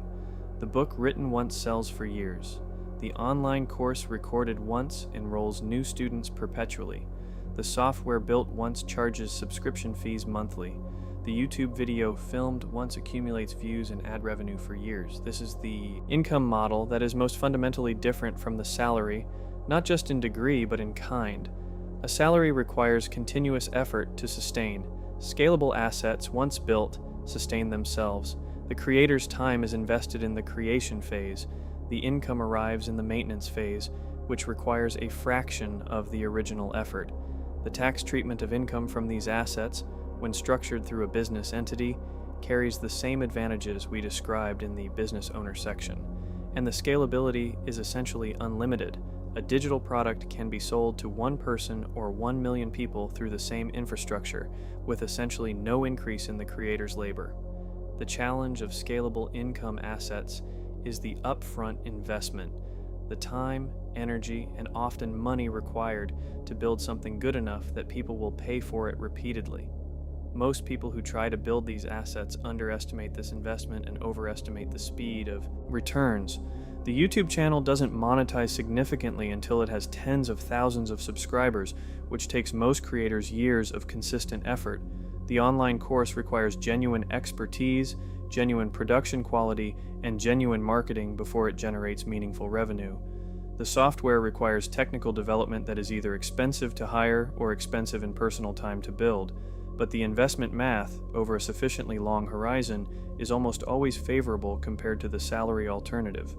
5 years of intense effort building a scalable income asset that generates $80,000 per year in relatively passive income is a better outcome than 5 years of salaried work generating $100,000 per year in fully active income that's taxed at ordinary rates and capped by the clock. Model 4. The investment portfolio. The fourth model is the most passive and the most patient, building a portfolio of investments, stocks, bonds, REITs, index funds, dividend-paying assets that generates income from capital rather than from labor. This is the slowest model and the one most accessible to current salaried workers because it doesn't require leaving employment to pursue. Every dollar invested in a diversified portfolio of productive assets is a dollar working alongside you, generating returns that don't require your hours to produce. As we've discussed, the early stages of this model are modest. $10,000 generating 7% produces $700 per year, which barely moves the needle. But the compounding trajectory, sustained over decades, produces outcomes that are genuinely transformative. The investment portfolio model is the one most salaried workers are at least partially engaged in through their 401k. But the 401k version is the most constrained version, contribution limited, locked up until retirement, limited to publicly available funds, and entirely passive. The fuller version, investing in taxable accounts, in real estate investment trusts, in dividend stocks, in private market vehicles as they become accessible, has fewer constraints and more flexibility to generate income that can be used before retirement. The key insight about the investment portfolio model is that it requires transforming a mindset from I invest to retire someday to I invest to generate income that supplements and eventually replaces my labor income as soon as possible. The first mindset produces a retirement fund. The second mindset produces financial independence, the point at which investment income covers your expenses and the salary becomes genuinely optional. Chapter 17: Escaping the Salary Trap Without Blowing Up Your Life. Here's where we get practical. Because everything we've discussed, the tax disadvantages, the time ceiling, the lifestyle inflation, the golden handcuffs, the identity lock, the opportunity cost, all of it is useful only insofar as it produces a different approach to your actual financial life. And that different approach doesn't require quitting your job tomorrow, burning your bridges, and betting everything on an idea you had last Tuesday. The smartest escape from the salary trap is a gradual, systematic, deliberately sequenced transition that uses the salary's genuine advantages, predictable income, employer benefits, financial stability, as a launch pad for the alternative models rather than abandoning them prematurely. Here's what that looks like in practice. Step 1. Use the salary to build the capital base. Before you can deploy any of the alternative models effectively, you need capital. Real estate requires down payments. Businesses require startup investment. Investment portfolios require money to invest. And the salary, for all its limitations, is a reliable capital-generating machine if you treat it as such, rather than treating it as a consumption allocation. The first priority is to radically increase your savings. Rate, not by suffering, but by refusing to let lifestyle inflation consume your income growth. Every raise goes to savings and investment, not to lifestyle. Every bonus, every tax refund, every windfall, capital, not consumption. This requires a clear financial framework and the identity of a capital accumulator rather than a consumer. It's a harder identity to maintain in a culture that celebrates spending, but it's the non-negotiable foundation of everything that follows. Target a savings rate of at least 20% of gross income and push toward 30 to 40% if your cost of living allows it. These targets will feel extreme to most people. They are the standard operating procedure of virtually everyone who has successfully transitioned out of salary dependence. Step 2. Educate yourself in parallel with your employment. The skills required to operate the alternative models, real estate investment, business building, financial management, tax optimization, are learnable. They are not innate. They are not reserved for people who went to business school or came from wealthy families. They are skills that can be developed through deliberate study, and that study can happen in parallel with full-time employment. This is where the 22 to 27 hours of genuinely discretionary weekly time, the hours that remain after work, sleep, and basic maintenance, become crucial. Deployed strategically over 2 to 3 years, those hours can produce a level of financial education that most people never develop in a lifetime of passive consumption of personal finance content. Not YouTube clips, not podcast episodes while commuting.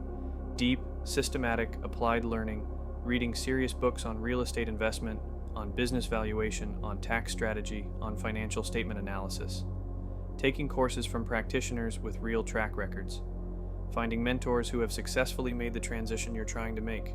Joining communities of people operating in the models you want to enter, building the knowledge base that makes competent action possible. Most people consume financial content as entertainment. The people who escape the salary trap treat it as professional development, because that's exactly what it is. Step 3. Build the first alternative income stream without leaving the transition out of salary dependence does not require a dramatic leap into the unknown. It requires building a second income stream, a real one, not a hobby, while maintaining the salary until the second stream is generating enough that the first becomes genuinely optional.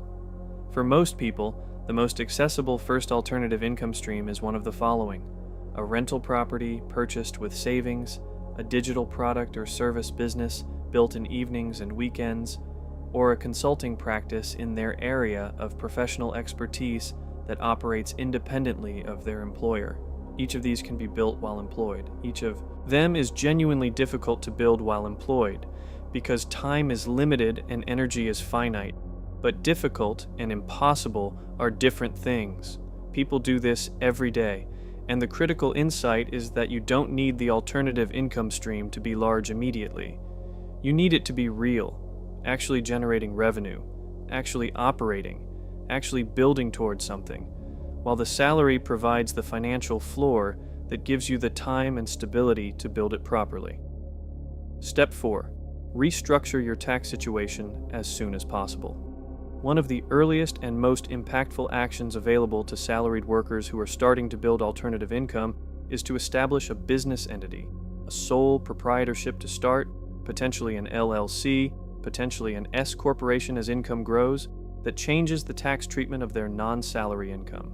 Even a small amount of self-employment income run through a properly structured business entity opens up tax deductions that are not available to employees. The home office deduction, the vehicle deduction, the equipment deduction, the business travel deduction, the health insurance premium deduction, the SEPIRA contribution that can shelter far more income than a standard 401k. These deductions can legally reduce taxable income by thousands or tens of thousands of dollars per year, money that stays in your pocket and can be redirected toward capital accumulation. Most salaried workers don't explore this because they don't have self-employment income. The moment you do, even a few $1,000s from a side project, a consultation, a digital product, the business entity becomes worth establishing, and the tax savings, even in the early stages, can fund the capital investment that grows the alternative income stream faster. Step 5. Design the exit. Don't stumble into it. The transition from salary dependence to alternative income models is not something that happens by accident. It requires a specific, written sequence plan with clear milestones, clear decision points, and clear targets. What income level from alternative sources do you need before the salary becomes genuinely optional? What financial obligations need to be restructured before departure is feasible? What's the timeline? What are the contingencies? Most people who successfully escape the salary trap can tell you exactly when they knew they were ready, what the specific numbers looked like, what they had in place before they made the move. They designed the exit. They didn't stumble into it out of frustration or leap into it out of inspiration, or delay it indefinitely out of fear. They planned it, built toward it, and executed it when the conditions they'd defined were met. The people who fail in this transition, and some do fail, are overwhelmingly the people who made the leap prematurely, before the alternative income stream was ready to support them, before the capital base was sufficient, before the skills were developed enough to sustain competent operation. Timing is not a minor detail. It's the difference between a successful transition and a humbling return to employment with diminished confidence and depleted savings. Chapter 18. The Mindset Renovation. Thinking like an owner. Before you are one. Here's something that surprised every person who has successfully transitioned out of the salary model. The most important changes happened in their thinking before they happened in their bank account. The salary model doesn't just create financial constraints, it creates a specific cognitive framework, a way of thinking about money, work, risk, and possibility that is deeply hostile to wealth building and that persists long after the salary itself has been left behind. Changing the financial model without changing the cognitive framework produces people who build businesses but manage them like employees, or who acquire assets but treat them like jobs, or who have investment income but think about it as a supplement to a salary they no longer have. The owner mindset is different from the employee mindset in specific, identifiable ways that are worth naming clearly, thinking in assets, not in income. The employee thinks about income, how much comes in per period, whether it's enough to cover expenses, how to increase it. The owner thinks about assets, what they own, what those assets are worth, what they generate, how to make them more valuable. This is not a semantic distinction. It produces completely different financial decisions. An employee who gets a $20,000 windfall thinks, what should I spend this on? An owner who gets a $20,000 windfall thinks, what asset can I acquire with this? What position can I improve? What opportunity does this capital unlock? The money is the same. The framework applied to it produces dramatically different destinations. Thinking in total compensation, not in hourly rate employees, when evaluating opportunities, think about how much they'll be paid. Owners, when evaluating opportunities, think about what return they'll generate on their investment of time and capital. The employee asks, "What's the salary?" The owner asks, "What's the multiple? What does this produce relative to what it costs? Is the return on my hours and my capital adequate given the alternatives?" This reframe changes how you evaluate your own employment relationship. When you think about your job in terms of what return you're generating on your time investment, all the hours taxed at your effective rate, versus what you could generate with the same hours deployed differently, the calculus looks very different from how it feels when you're focused on the paycheck amount. Thinking about systems, not about effort. The employee is rewarded for effort, for showing up, for working hard, for being visibly productive. The owner is rewarded for results, for building systems that produce outcomes regardless of how hard anyone appears to be working. This is a profound difference in what gets optimized. An employee who works very hard is a good employee. An owner who works very hard without building systems that scale their effort is just a self-employed person with a job. The owner mindset is relentlessly focused on, how do I build this so it runs without my constant personal involvement? What can be systematized? What can be delegated? What can be automated? Where is my presence genuinely necessary? And where am I just involved out of habit or control preference? This systems thinking is not natural for people who have spent years in employment contexts where presence, effort, and activity were the rewarded behaviors. It has to be consciously developed, which is why it's worth naming as a distinct capability that needs to be built, not just a personality trait that some people have and others don't. Thinking about risk differently, the employee's relationship with risk is avoidant. The goal is to minimize downside, to protect the salary, to avoid the loss of the income that the lifestyle depends on. Risk is the enemy. Stability is the goal. The owner's relationship with risk is calibrated. The goal is to take the right risks, calculated, researched, sized appropriately to the available capital and the potential upside, and to manage risk rather than avoid it entirely. Risk is not the enemy. Uncalibrated risk is the enemy. Appropriate risk, taken with adequate preparation, is the mechanism by which wealth is built. This reframe is perhaps the most important one because risk avoidance, which is the natural consequence of salary dependence, is itself the greatest risk to long-term financial health. The person who never takes financial risks in pursuit of the safety of their salary will reliably arrive at retirement with insufficient assets, having avoided the risks of building wealth, at the cost of building none. The greatest financial risk most people take is the risk of never taking any. Chapter 19. The numbers that change everything. Running the real math. Let's do something that most financial content avoids because it's uncomfortable and specific. Let's run the actual math on the salary model versus the alternative over a realistic time horizon with realistic assumptions, because this is where the abstract argument becomes viscerally concrete.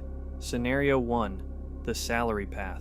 Sarah earns $100,000 per year as a marketing manager. After federal taxes, state taxes, and FICA, she takes home approximately $70,000. Her fixed expenses, rent, car payment, student loan, insurance, utilities, run $42,000 per year. That leaves $28,000 for food, discretionary spending, and savings.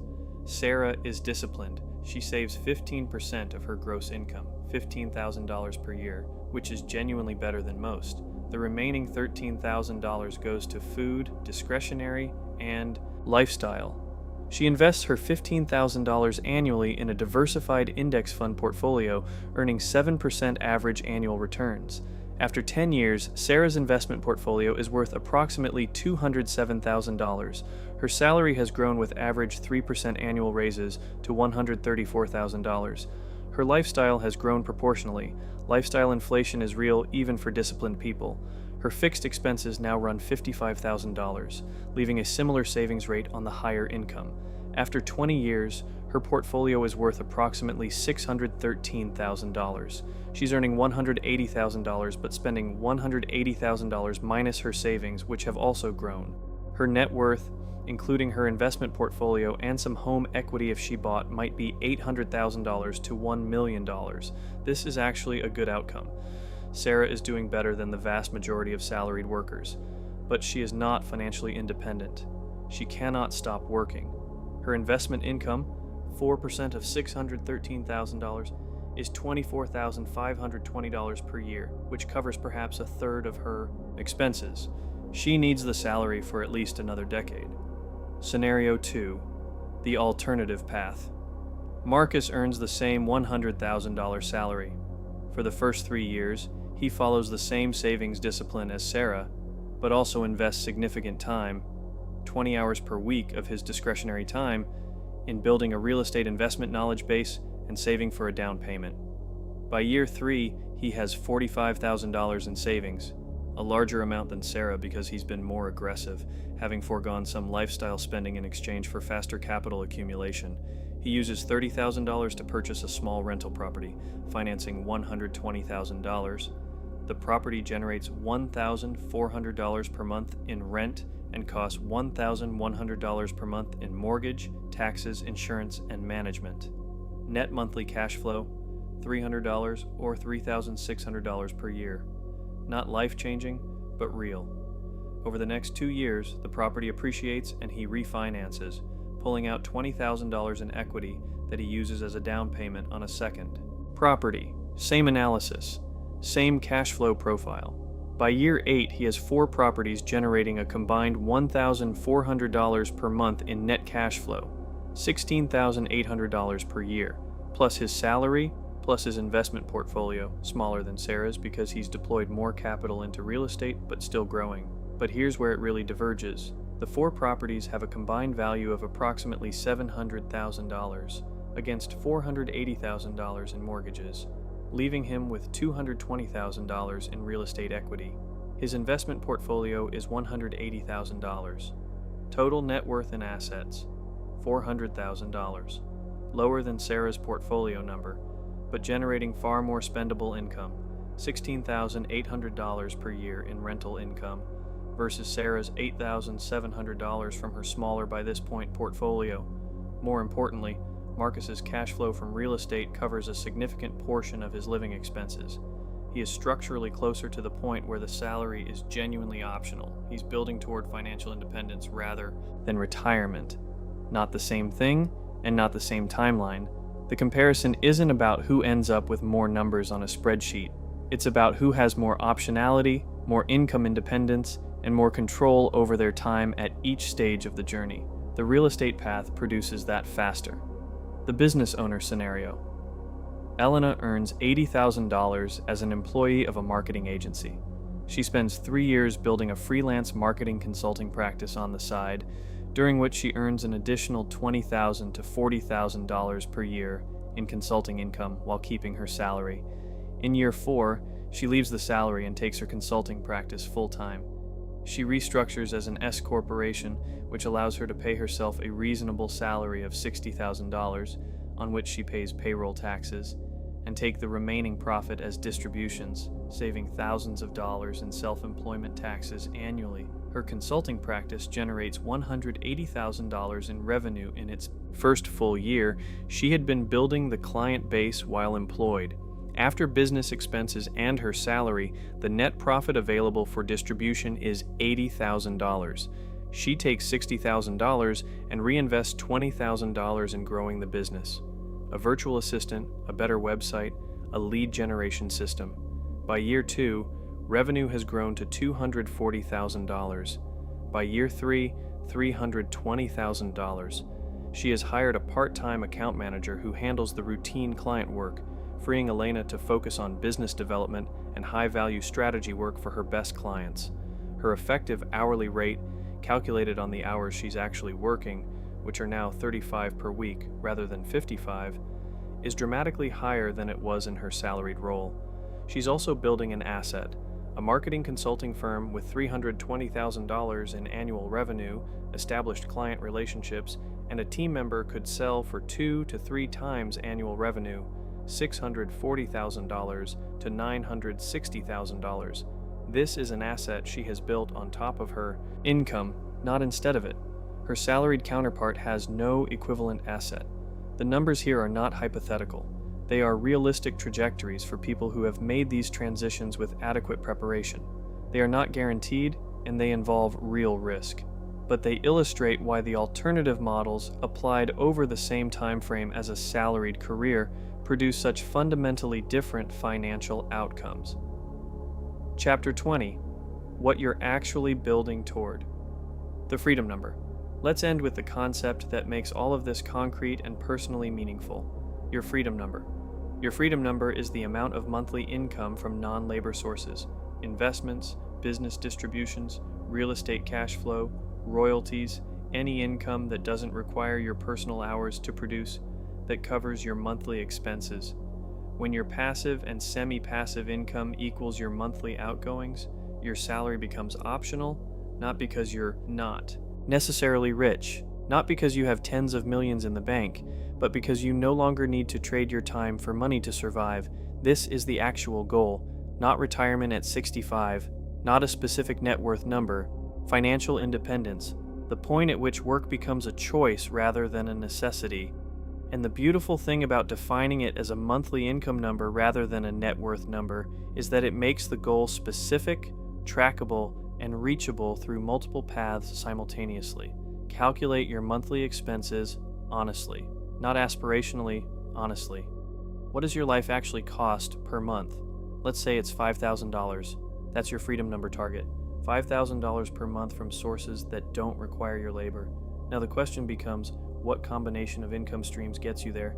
And the roadmap is specific rather than abstract. $2,000 per month from 2 rental properties, $1,500 per month from an investment portfolio of approximately $450,000 at a 4% withdrawal rate, $1,500 per month from a small online business that runs semi-autonomously. Done. Freedom number reached. No lottery ticket required, no inheritance, no extraordinary luck, just systematic, patient building of multiple income streams over a realistic time horizon. The salary in this framework is not the enemy, it's the launch pad. It's the capital generating engine that funds the early stages of building the income streams that eventually replace it. The mistake isn't earning a salary. The mistake is treating the salary as the destination rather than the vehicle. Building your entire financial life around it, letting it cap your income, letting it consume your time, letting it define your identity, and never building anything that would allow you to leave it behind. The people who figured this out, who understand the salary for what it is, use it for what it's good at, and build beyond it deliberately, are the people whose financial trajectories look so different from their peers, despite often starting in the same place, with the same income, with the same circumstances. The difference is never luck. It's framework. It's the understanding of how the game works and the deliberate choice to play it differently. Chapter 21. The Salary Negotiation Paradox. Working hard for crumbs at the table. Here's a chapter that might sting a little because it's about something that personal finance content universally celebrates as empowering, and that is, in fact, only marginally useful in the context of everything we've discussed. Salary negotiation. Salary negotiation is real. It matters. The research is clear that people who negotiate their starting salary earn meaningfully more over their careers than people who don't, because every subsequent raise is percentage based off the starting number. If you negotiate $10,000 more in your first job and your raises average 3% annually over a 20-year career, that initial $10,000 compounds into an additional $180,000 in lifetime earnings. That's not nothing. That is genuinely significant and genuinely worth doing. But here's the paradox. Salary negotiation is the act of optimizing your position within a structurally limiting system. It makes the cage more comfortable. It does not remove the cage. Consider what happens when you negotiate aggressively and successfully.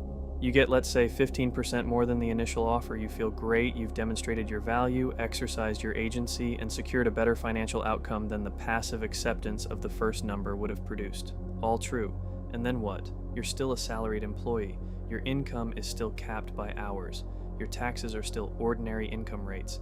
Your lifestyle will still inflate to consume the additional income within 12 to 18 months. Your employer still captures the margin between what you produce and what you're paid. The golden handcuffs are just a slightly more expensive version of the same handcuffs. The negotiation optimized the inputs. The structure of the outputs remains unchanged. Here's the deeper paradox.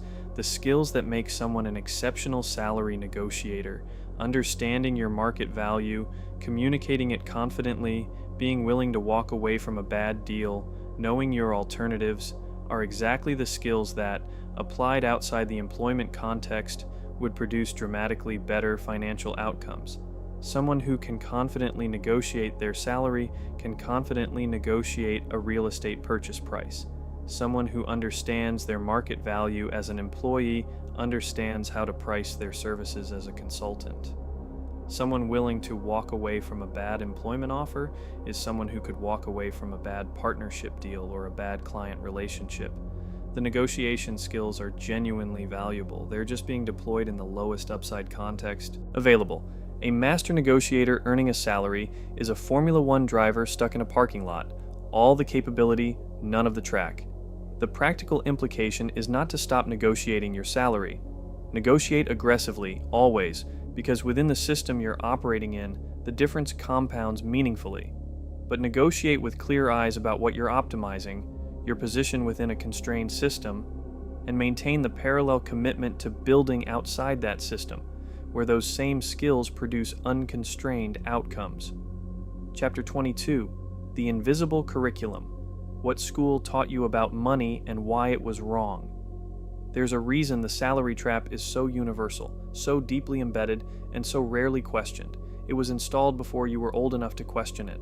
The belief that employment is the primary path to financial security wasn't something you reasoned your way into as an adult. It was curriculum. It was what school, family, culture, and every major social institution you passed through taught you implicitly and explicitly from the time you were old enough to think about what you wanted to be when you grew up.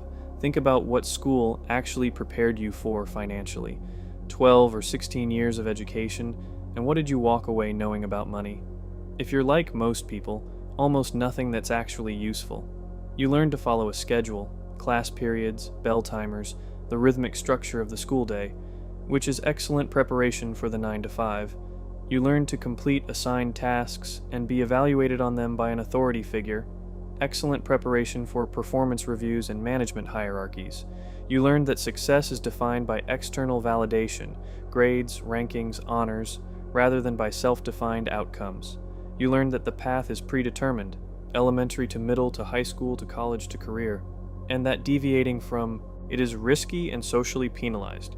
And then you graduated and went to get a job, which is exactly what the system prepared you to do, not by conspiracy, but because the modern educational system was largely designed during the industrial era by people who needed to produce reliable, compliant, schedulable workers for an industrial economy. It did its job magnificently.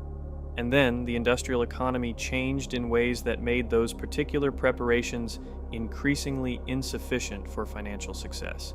And the educational system didn't update.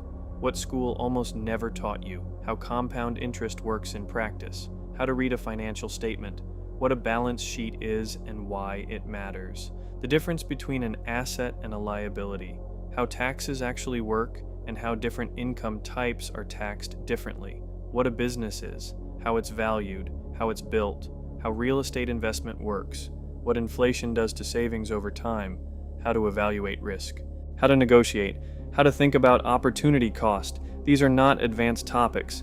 They are the basic vocabulary of financial life, and they are almost entirely absent from the standard educational curriculum, which means that the vast majority of people enter the adult financial world making consequential decisions about debt, about income, about spending, about savings, with essentially no relevant preparation. The result is predictable. They do what they were prepared to do. They get the job. They earn the salary. They spend roughly what they earn. They are surprised 15 years later to discover that the path they were prepared for doesn't lead where they thought it would. The invisible curriculum, the unspoken lesson that employment is the primary path, that salary is the primary financial instrument, that the goal is a better job rather than a different financial model entirely, is the most consequential course most people never knew they were taking. And like all deeply embedded curricula, it shapes behavior at a level below conscious awareness. You don't think I was taught that a salary is the correct financial model. You just feel in your bones that a good job with good pay is the right aspiration. The feeling is so fundamental that questioning it feels almost transgressive. But the feeling was installed. It was a lesson.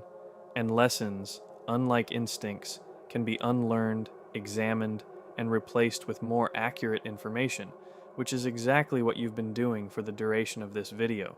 The people who build genuinely different financial lives are, almost universally, people who at some point encountered a different curriculum.